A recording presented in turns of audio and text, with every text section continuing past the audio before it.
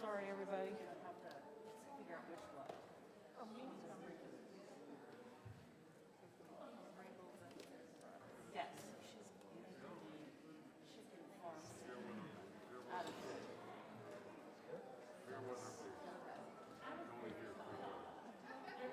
That's wonderful. I gotta run down there really bad.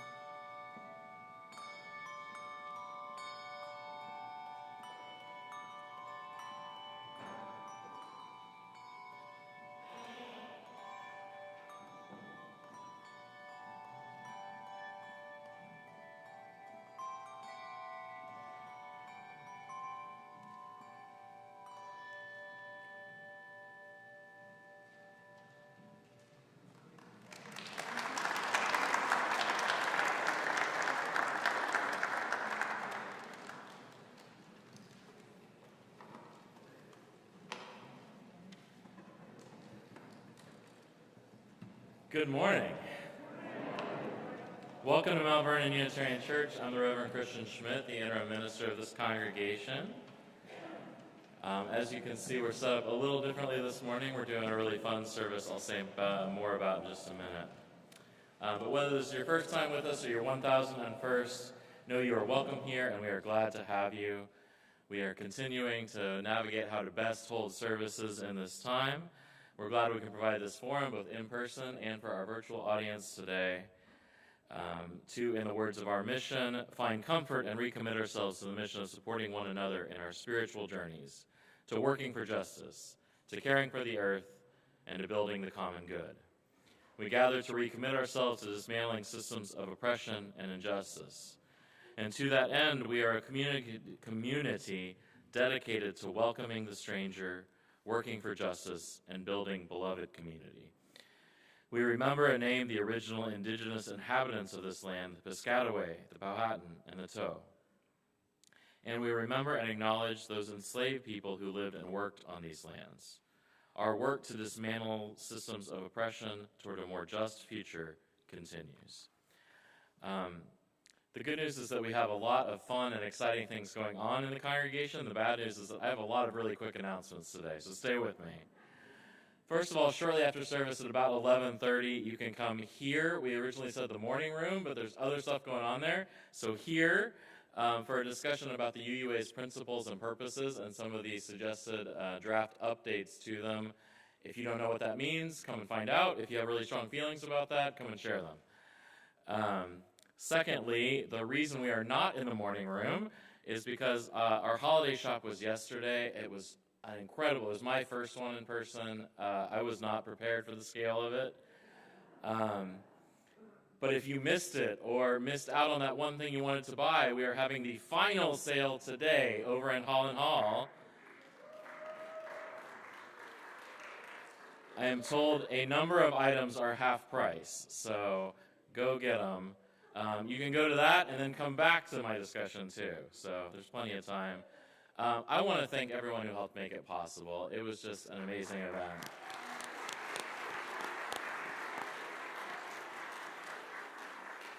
And I haven't heard numbers in terms of attendance or what it raised, but big is what I know for both of those. 700 people came? I believe it, at least, yeah. All right, after that. I also want to thank a member of ours who is leaving to go to sunnier climes. Mary Barnett has been here and has been the head of all our green efforts. I don't mean ecological, although that too, but I mean literally growing things in our greenhouse and doing all of that. If you want to say goodbye to her, if you want to enjoy some cake, if you want to do both, come to the Commons afterwards. We'll have some cake and say goodbye to her. So thank you to her as well.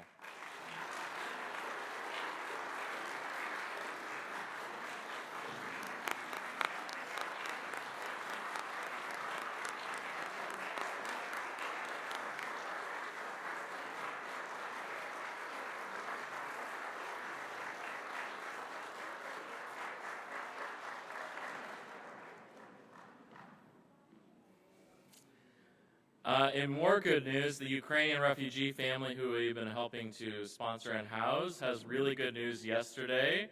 The father and husband, Sergei, arrived in this country. He had been behind.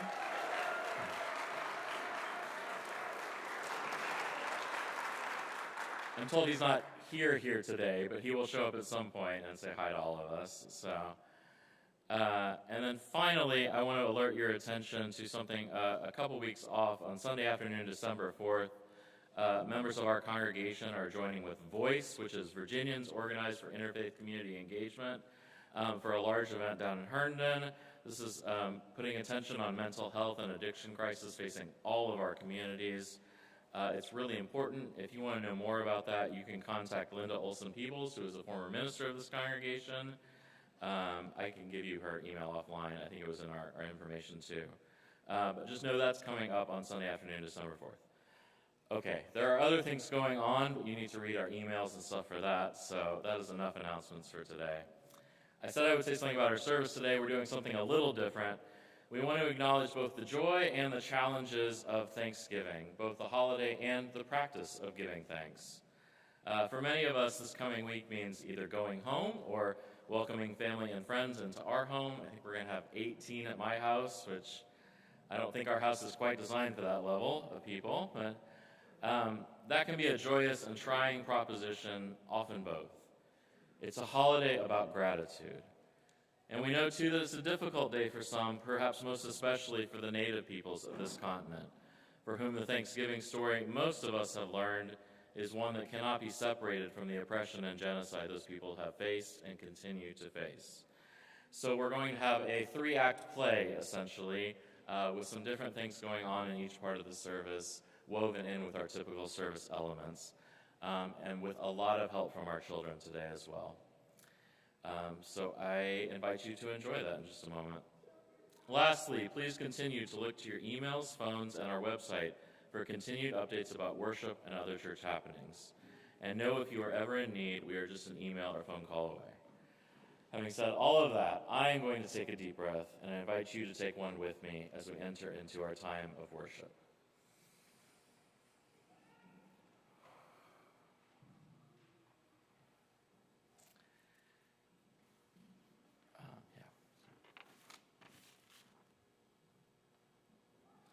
Good morning. My name is Steve Bogart. I'm a member of this church, and our opening words this morning are from Reverend Laura Horton Ludwig, called "For What Shall We Give Thanks?"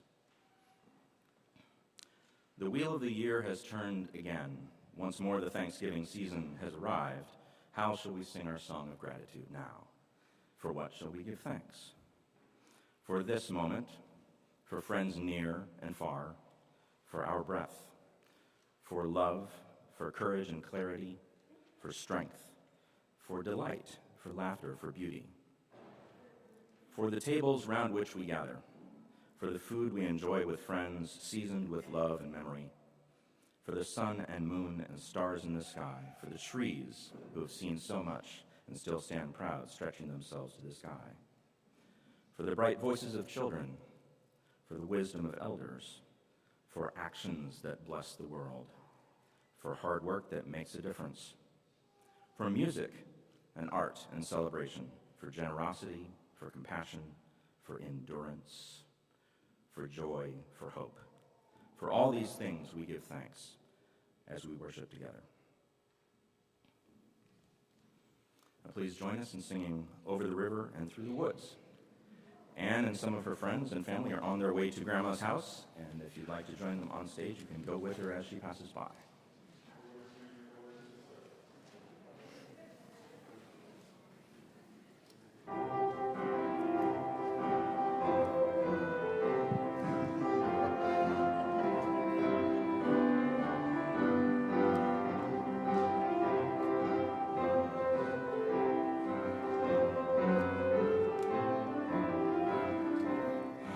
Over the river and through the wood, to grandfather's house we go.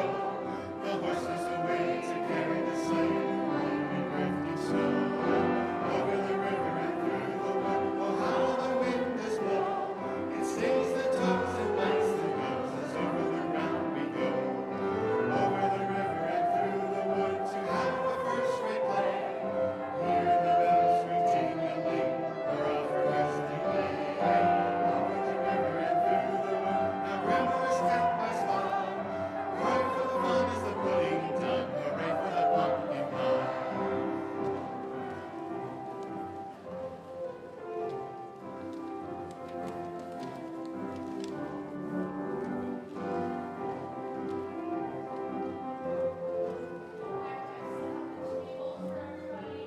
Seats, it's almost time. The mashed potatoes will not wait hot. Everybody find your seats. Come on. Oh, yes.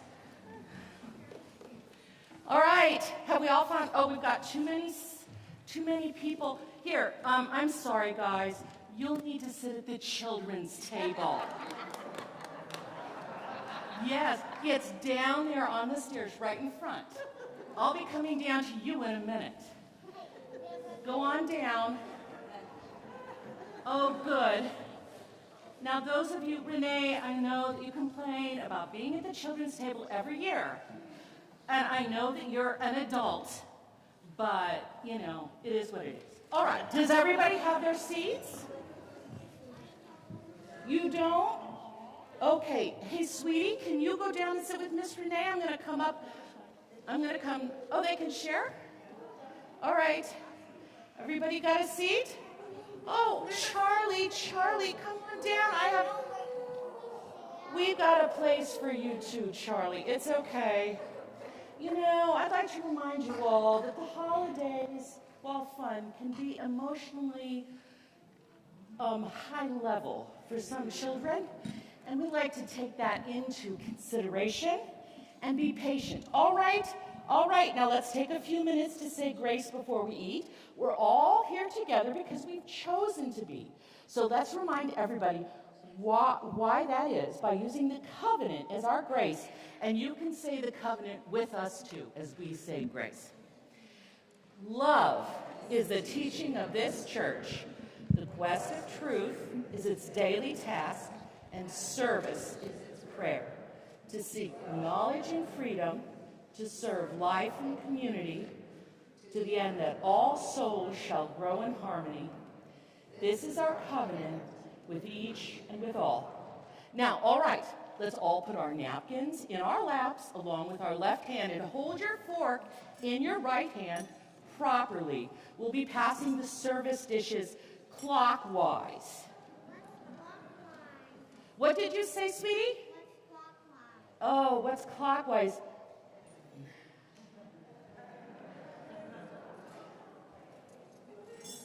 Was that something? Mom, I think we can relax a little. We don't need to choreograph everything. I'm not trying to choreograph everything. I just want us to have a nice, smooth, enjoyable Thanksgiving dinner. Grandma, I'm left-handed. I don't know how I'm going to eat with my left hand in my lap.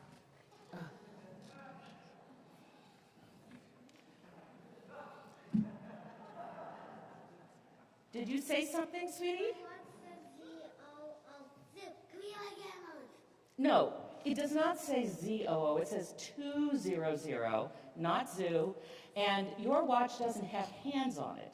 I'm your grandmother, and I'm telling you, you're not eating like animals. It's not happening. Oh, Mom, with so many people here, I just don't think you're going to be able to control everything. Can we just relax and talk about something else? But my watch does have a hand on it. See? It's attached on my arm. Oh, it does have a hand on it. It's attached to your arm. That's very sweet, sweetie. I know what we can talk about. Do you remember that woman from church when you were growing up, Polly Hicks? Daddy says we're not supposed to talk about politics at the dinner table. Oh. Why aren't you supposed to talk about politics? Because the grown-ups in our household did not vote the same way, and I don't want to get into an argument on Thanksgiving Day. Oh, no, I was saying not politics, but Polly Hicks. Polly has been talking about the UUA's proposal for Article 2. Now, Polly just does not like change. I know what she's saying. What's happening to our religion that we want to review everything and ask questions all the time. Oh, great. You've gone from politics to religion in all one sentence? No, you're supposed to have two hands on your watch. If you don't, yours is an analog.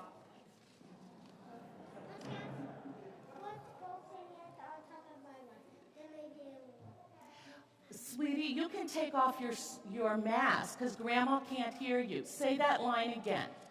Yeah, what's both hands? I forget. You're doing a very good read. Both hands on top of my watch. Then maybe it will work. Well, now we've covered politics and religion. Want me to talk about owl? Better owl than politics. The owls in some zoos. Maybe because I'll eat like owls. That's disgusting. Do you know how owl babies eat? What's wrong with talking about Polly Hicks? I think she has an interesting point we could all discuss. Wait a minute.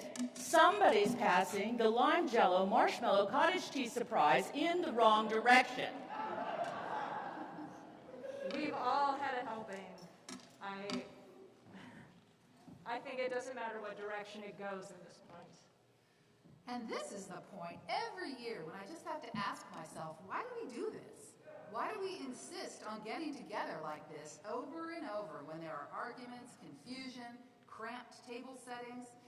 We all have to work so hard to be tolerant.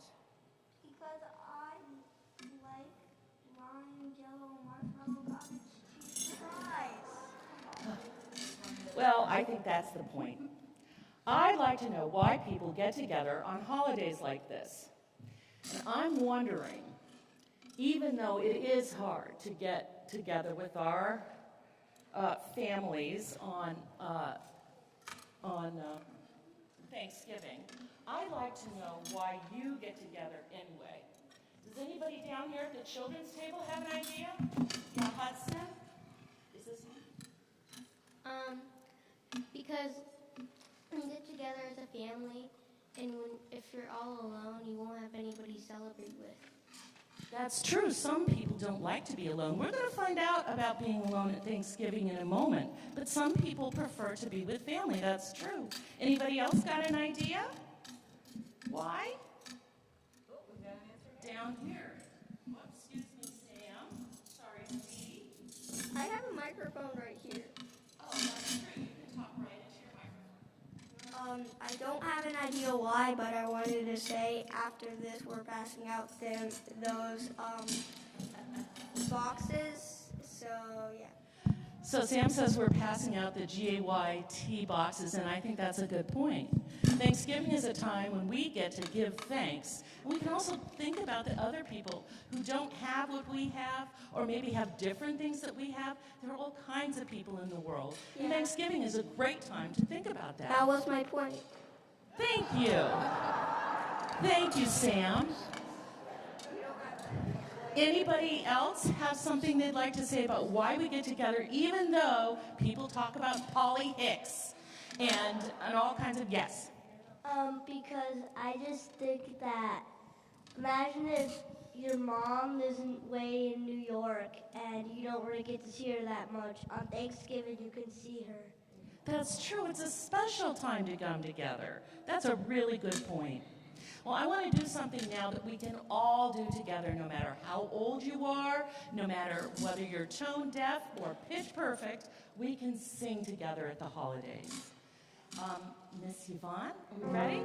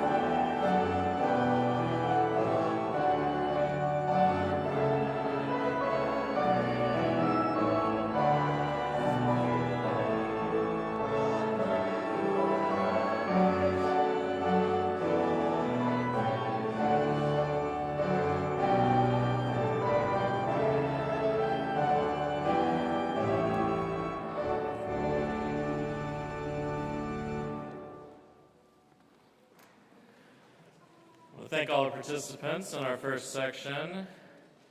It can be difficult to be together and difficult to be apart too. Coming together at Thanksgiving and at other holidays can introduce interesting family dynamics, challenging experiences, and so hopefully some good food along the way too, other than lime jello, marshmallow, cottage cheese surprise. Okay, Sam, thank you. In our second section, we'll explore a different Thanksgiving experience with thanks to Cheryl Sabo.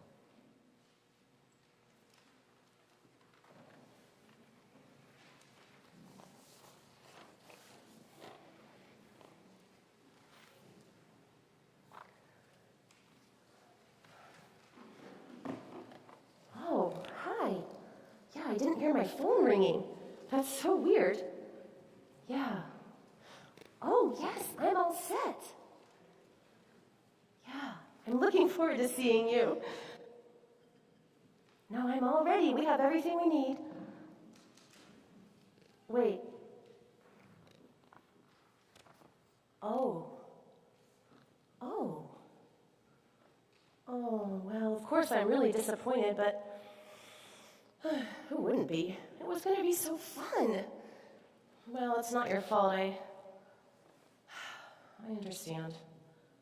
Maybe we can get together next year. Tell everyone I said Happy Thanksgiving. Oh, shoot. What a rotten holiday.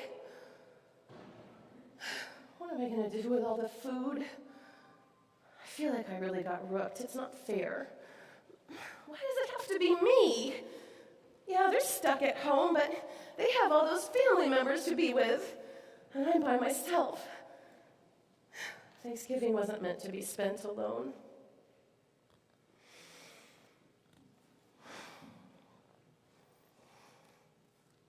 Okay. Yeah, I get the point. I have food and shelter, and I do have friends, even though I'm not with them right now. Maybe I'm acting entitled because I didn't get the Thanksgiving I wanted. Not everyone gets the things they want. And, you know, I heard that little boy talking about the GAYT box. We have one from church. And there are people who need the help. These people on my box here, guests at your table, they're living in difficult conditions, and they have decided to work for others too. I guess you're right. It might be a good idea for me to spend a few moments thinking about what I have to do and what I have in my life instead of what I don't. Maybe it's time for a little prayer.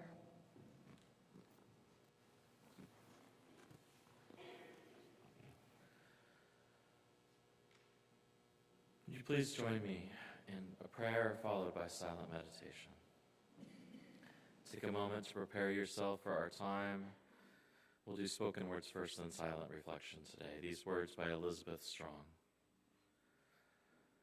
Let us rejoice for the families who have gathered this Thanksgiving to express their thanks and to celebrate the bounty of their lives.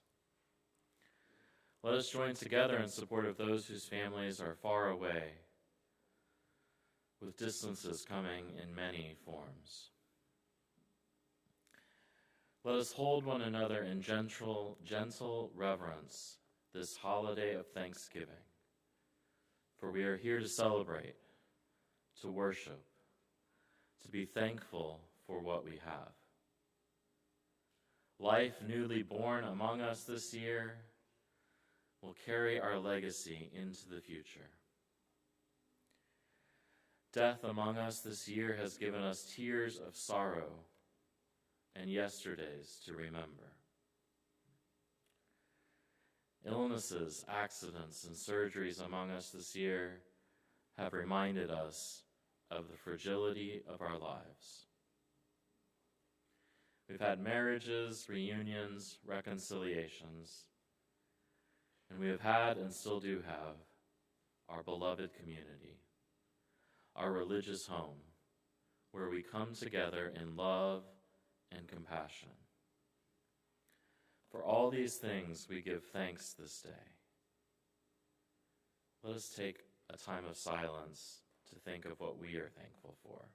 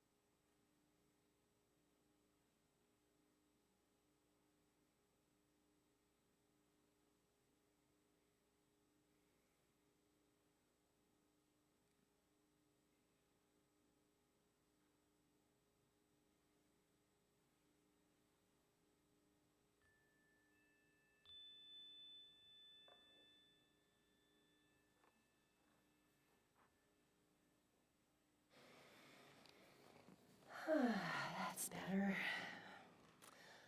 A little quiet always helps me focus. You know, this actually is reminding me of that article by Dr. Seth Gillihan in Psychology Today. You know, that piece where he says the more you focus on compassion for others when you're feeling down or even depressed, the more helpful it is.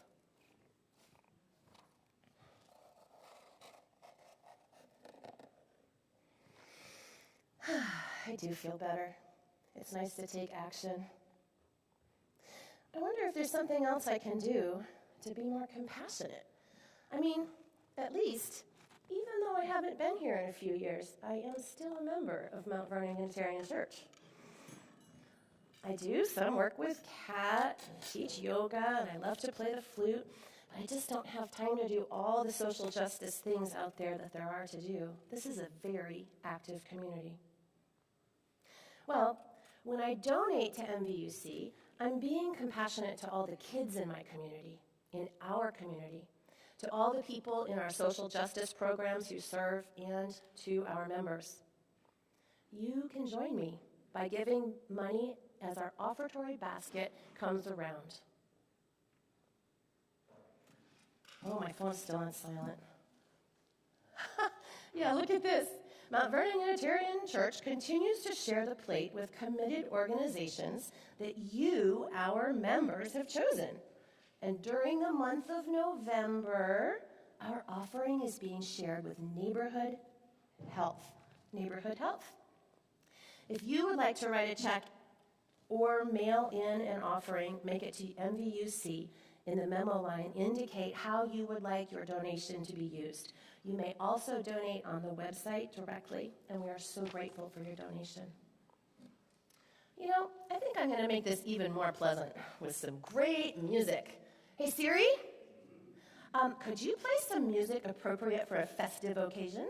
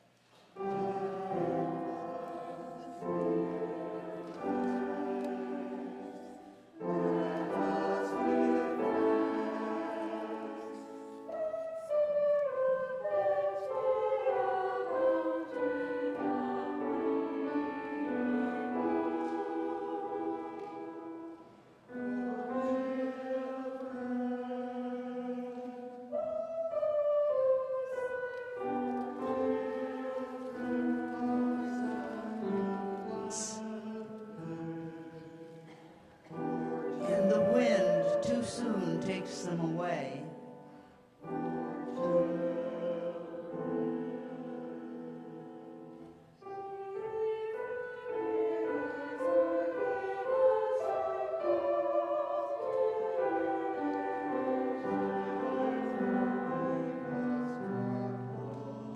And fondly remember where their roots are.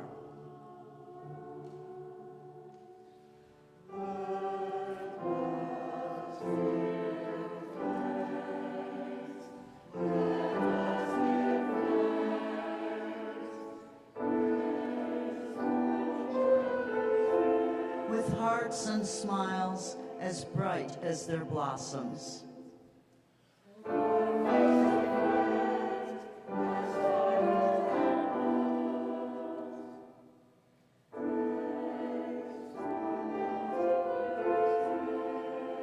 Who, like scallions and cucumbers, keep reminding us that we've had them.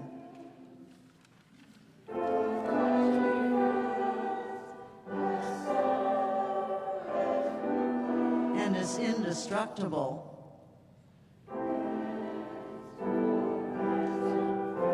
Who are as gorgeous as eggplants.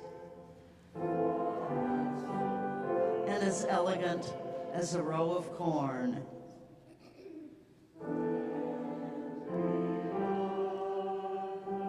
As plain as potatoes and as good for you.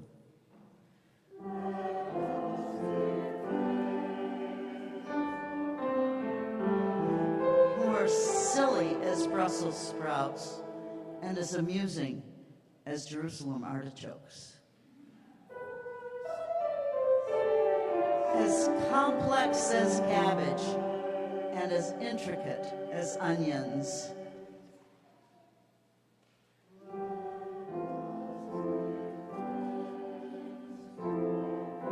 As unpretentious as cabbages. As subtle as summer squash. As persistent as parsley. As delightful as dill. As endless as zucchini. Who, like parsnips, can be counted on to see you throughout the winter.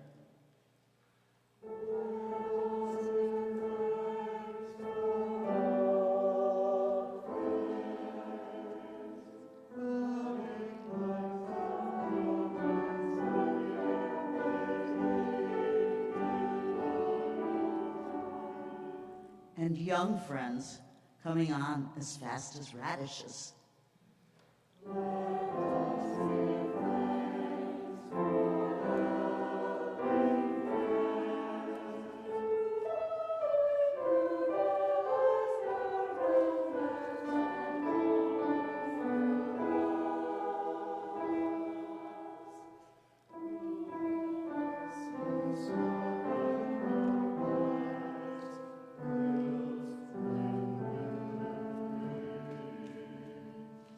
And finally, for those friends now gone, like gardens past that have been harvested,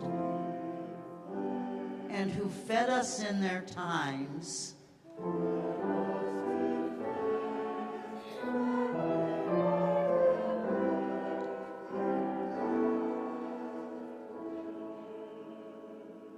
for all these we give thanks.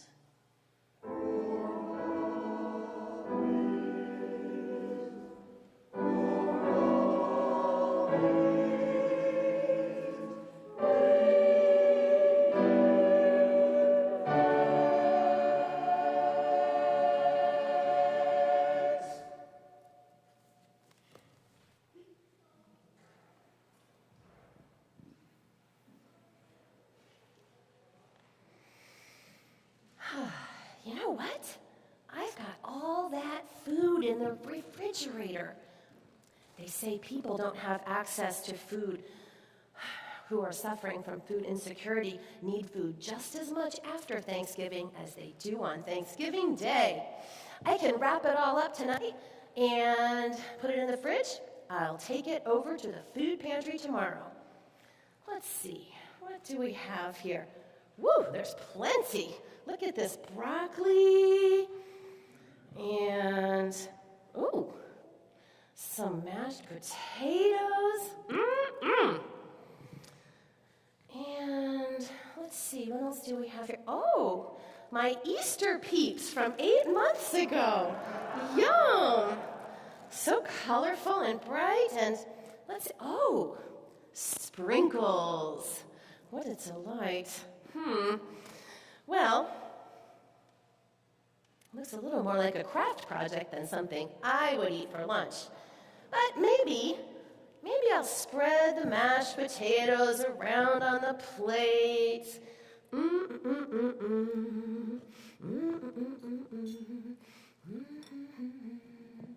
Oh, so yummy. They smell so good.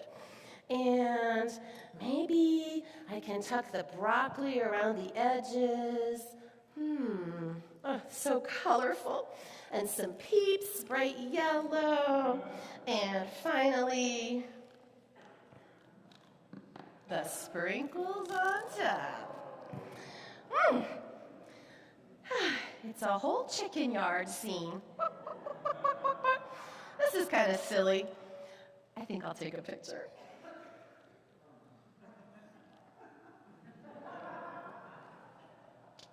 Perfect. Now I can post it on the church Facebook page. See how many likes I get here.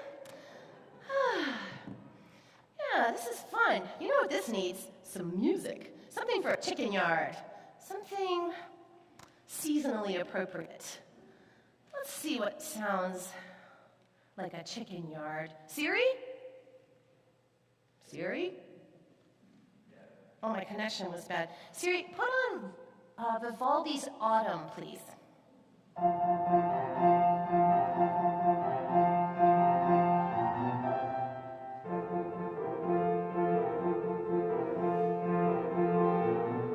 Ooh, this needs a video. Picture's not enough.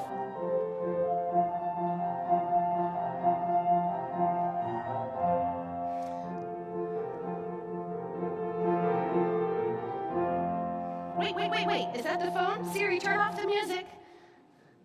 Hold on. Oh, wait. Hello? Oh, yeah. Hi, Mom. Yeah, I'm still alone. Happy Thanksgiving to you, too. Wait, what? No, it turns out they couldn't make it. I know. Well, yeah, I did some meditation and prayer, and I've made a donation to the UU Social Justice Committee and my guest at your table box. Yeah, and then I'm taking all my food over to the food pantry at Rising Hope tomorrow. No, I've been doing some other good things too. I've been listening to beautiful music. Just makes you feel good. And and making some art. Oh yeah, mashed potatoes, Easter peeps, well. It's been a long time since art class, Mom. I didn't have any paint. It was just for fun, really. I'm not quitting my day job. Oh, yeah, go to the Facebook page. I posted it. Okay. Well, actually, Mom, yeah. I think Thanksgiving can be for any number of people, including just one. Thanksgiving is a time to think about what we are grateful for. A solo, reflective, thoughtful, serene Thanksgiving is just as meaningful as a crowded, loud, busy one. You don't have to worry about me, Mom. I'm actually having a very nice Thanksgiving. What? Oh. Yeah, it's lovely fall weather here, too. The wind is blowing the leaves around. Yes, Mom. The children are all out playing in the leaves. It's so fun. Yes, I am having a warm and cozy Thanksgiving, and it is just what I want it to be.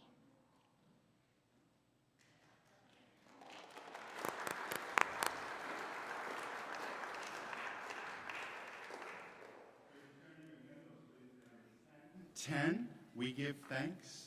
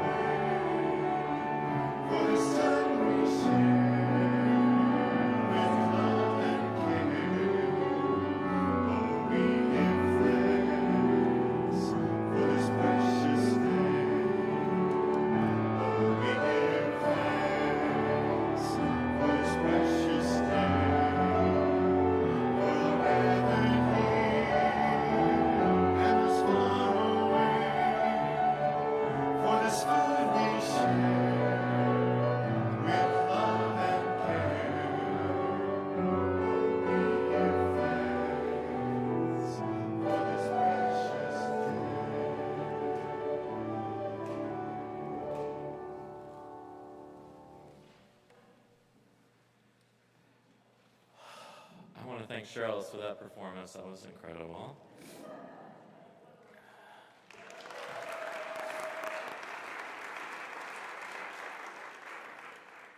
And y'all should know she's very modest, but Anne actually wrote all of that herself. So Anne, thank you.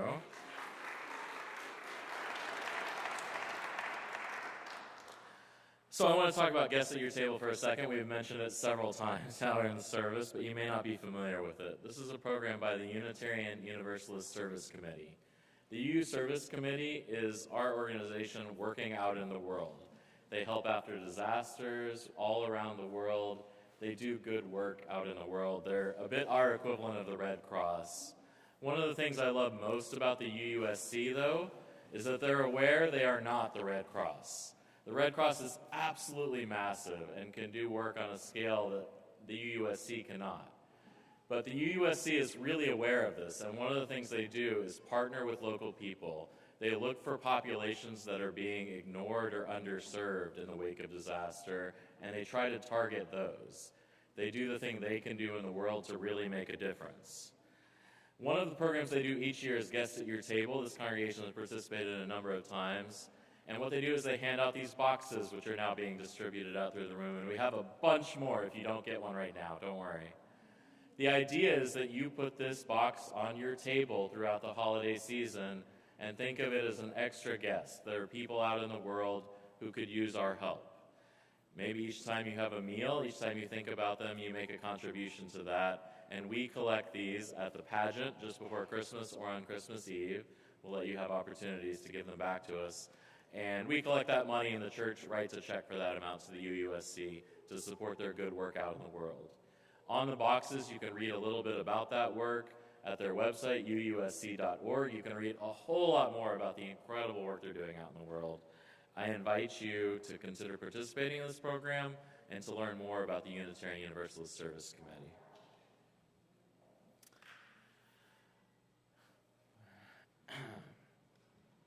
Steve is going to set a place back at the table, because one of the things we wanted to do today is to make sure that we acknowledge that the Thanksgiving holiday, as practiced and understood in the United States, is not a universally positive thing. It is for many of us. It certainly is for me. Earlier we tackled that it can be complicated for those who are alone, or those who have a lot of people around them too. And it's especially complicated for the native peoples of this continent. Many of them see this holiday as a celebration of the destruction of their people and way of life. And so I wanted today especially for us to be aware of that reality, that many holidays, and especially this one, have layers of meaning, some positive and wonderful and some painful. So in a minute I'm going to share more about that, but first I wanted us to join once again in singing. Mark will tell us what to do in just a second here. Am I jumping ahead? I'm sorry. Am I in the wrong order? No, the rounds? Are we doing the rounds now? Sorry. So if you open your hymnal to 1073, the teal hymnal, that is.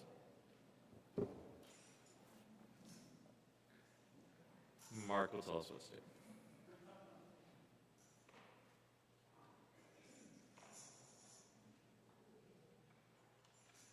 Tread carefully at this time of year.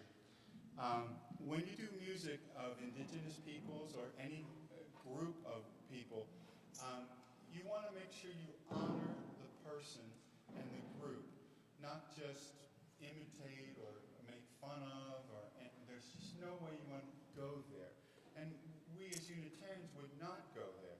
I'm just saying, think carefully while we sing this song. This is a native ritual piece, and we're adding native drums to it, and you're singing with it, and it has a chant. So there's verses and chant, verses and chant. We'll do all the verses listed on your page, okay? There's extra ones at the bottom.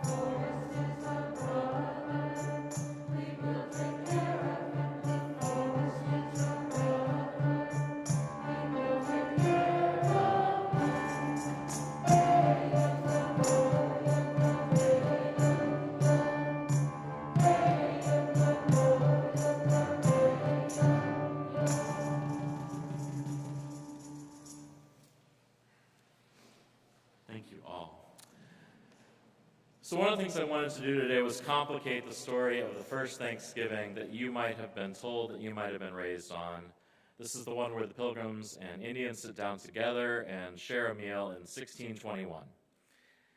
So the first complication is that there have been Thanksgiving feasts for about as long as there have been humans, right? That was not the first time people ever sat down and said thanks. Harvest festivals found in many cultures are celebrations of gratitude for food that has been gathered in. A second complication, even here in what is now known as the United States, there are at least a dozen or so historical events that have competed to be called the first Thanksgiving, by which I mean the first one that Europeans were involved in. As someone who was born and raised in Texas, I'll note that the oldest of these was at Palo Duro Canyon in 1541, 80 years earlier. Virginia has two claims of its own, by the way, a feast in 1610 in Jamestown, another in 1619 in Berkeley Plantation. But the one we hear most about was that one that you have heard about over and over again, 1621, the Pilgrims of Plymouth Colony and the native Wampanoag people. Now, the truth is that it did happen, but within years after that, the colonists had expanded their territory and subjugated almost all of the Wampanoag, culminating in what has now become known as King Philip's War, or called the Great Narragansett War, a conflict that devastated the native peoples there. Meanwhile, decades later, the Pilgrims' descendants basically enacted a big public relations campaign, which is why we know that story today. They were most interested in telling a story that would make their Pilgrim ancestors be seen as the true founders of New England, against competing stories about other European colonists in the area. In other words, things are complicated. Much more complicated than the stories we're used to. I'll note that even naming the original inhabitants of this part of the world gets complicated, historically referred to as Indians based on the mistaken belief that Columbus had sailed to or near India. Native Americans is kind of complicated because America is named after an Italian map maker. Now, the best practice is, of course, to call people what they wish to be called, and especially most Native peoples prefer to be called by their tribal affiliation. This is part of why, in the beginning of our services and our land acknowledgement, we lift up the Piscataway, the Powhatan, and the Toh, not just Native Americans in general. So in short, Native peoples are varied.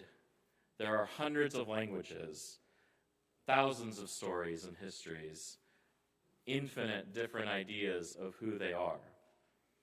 And so it should be no surprise that their feelings about something like Thanksgiving are equally varied. And this is the part where I stop sharing my thoughts because I'm a white guy talking about Native peoples, and instead share some of what Native people think. So I'm having some readings. I'll share with you in just a second. These come from an organization called Native Hope, which exists to address the injustice done to Native Americans. They dismantle barriers through storytelling and impactful programs to bring healing and inspire hope, in the words of their mission. And so I read from their words.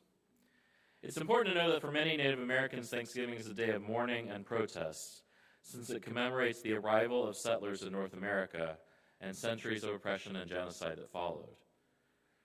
Organized by the United American Indians of New England in 1970, the fourth Thursday in November is recognized by many Native peoples as the National Day of Mourning. To quote, Thanksgiving Day is a reminder of the genocide of millions of Native people, the theft of Native lands, the relentless assault on Native culture. Participants in National Day of Mourning honor Native ancestors and the struggles of Native peoples to survive today. It's a day of remembrance and spiritual connection, as well as a protest of the racism and oppression which Native Americans continue to experience. Some Native Americans mourn publicly and openly. Some simply refrain from participating in this national holiday. Conversely, while some Native Americans have chosen to reject the Thanksgiving holiday entirely, many embrace the positive messages of the holiday and put aside thoughts about the complex history of this day. This is because the idea of giving thanks is central to Native heritage and culture. And in this way, Thanksgiving is simply a chance to appreciate the good things of life, like family, community, and the riches of the land. Long before settlers arrived, Native tribes were celebrating the autumn harvest. Thanksgiving as a holiday originates from the Native American philosophy of giving without expecting anything in return. In the first celebration of this holiday, the Wampanoag tribe not only provided the food for the feast, but also the teachings of agriculture and hunting. Now, regardless of the origin of the day, many Native Americans will gather with friends and family and use the day to eat good food. Many of the classic Thanksgiving dishes are inspired by indigenous foods, and to give thanks. Stephen Peters, a Wampanoag tribe spokesman, was asked about his views on Thanksgiving. He said, I think it's great. My ancestors had 4 harvest festivals throughout the year. Gathering with family, enjoying our company, sharing our blessings, and giving thanks for all that we have is a good thing. I say have more Thanksgiving events throughout the year. I also ask that you take a moment in that day to remember what happened to my people. And so as we prepare for our own Thanksgiving celebrations, whatever they may look like, I would ask that of you too, that we remember that. I'll invite the choir to sing now.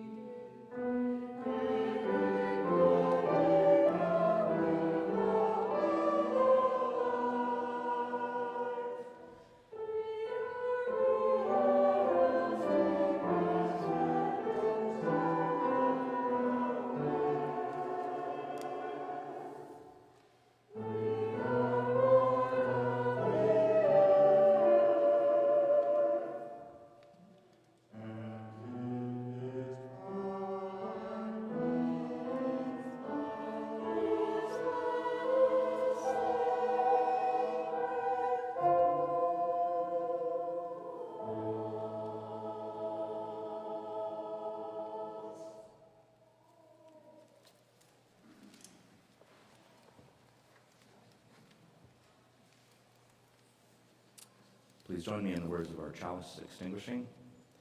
We extinguish this flame, but not the light of truth, the warmth of community, or the fire of commitment. These we carry in our hearts until we are together again.